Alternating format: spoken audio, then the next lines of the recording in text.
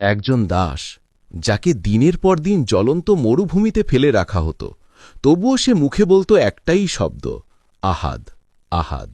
একজন মানুষ যার কণ্ঠ আজও প্রতিদিন কোটি কোটি মুসলমানের কানে ভেসে আসে আজানের মাধ্যমে।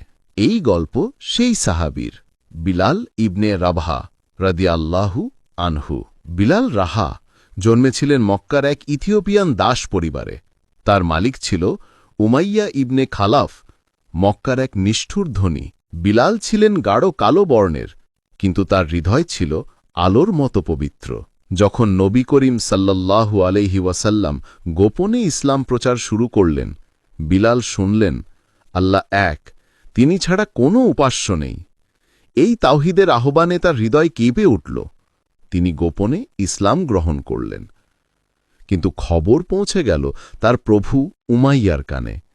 উমাইয়া তাকে মরুভূমির উত্তপ্ত বালুর উপর ফেলে দিত, তার বুকের ওপর বিশাল পাথর চাপিয়ে বলত, বল, মুহাম্মদের ধর্ম ত্যাগ করো।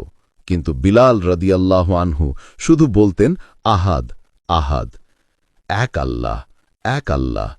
এই শব্দ যেন আগুনের মাঝেও বরফের মতো শান্তি এনে দিত তার হৃদয়ে।